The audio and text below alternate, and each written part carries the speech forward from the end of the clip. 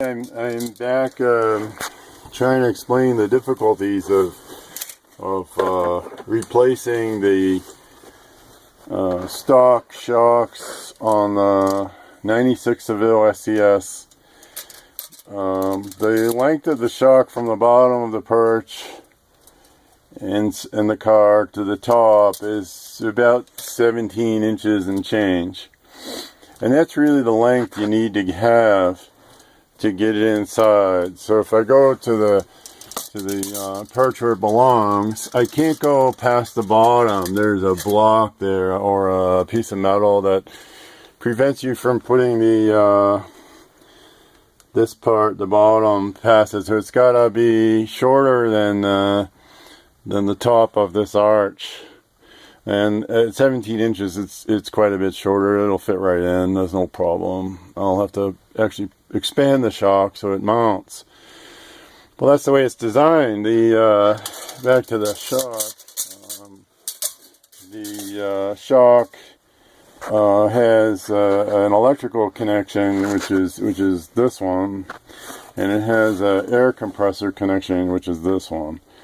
Well, when you turn on the car, there's a air compressor underneath, right in front of the gas tank, that fills this shock up, and then it raises the car or expands the shock.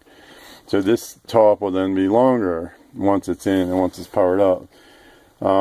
This electrical connection controls a solenoid that does I guess active adjustable damping of the shock's movement. I'm not sure if there's oil in this compartment or not, and the air just does the lifting.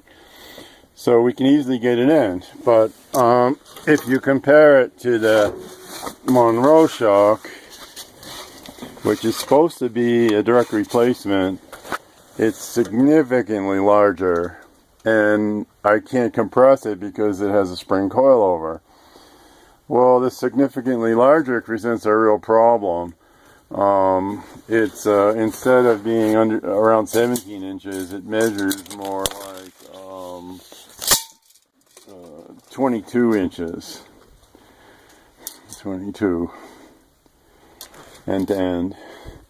So 22 inches is not going to work. We can try to put the shock in, by force, or by manipulation. I can only get the shock in at one angle, and then I put it into the bottom, and here you go. Here's the problem. This shock, I can't put the bottom any deeper. It's blocked by the way the metal in the bottom is formed. It won't let this part go any further down. It stops it. If it could go down, we'd be all set. Just go down, back up, put the bolt in. But you can't. So that means this shock needs to be compressed quite a lot. It turns out that length that I need to compress is the total compression of the shock. It needs to be completely compressed. Well, that's almost impossible. You'd have to, and then how would you get it out? If you ever had to change it again, that thing is in there forever. I really have no idea, because even if you try to cut this to take it out, it's going to be hard to get a saw back there with this arch in the way. But maybe it's possible, but that's the only way I could conceive of getting it out, is to actually cut it out. That's not good. This shock really is not designed for this car, and the instruction set says nothing about it.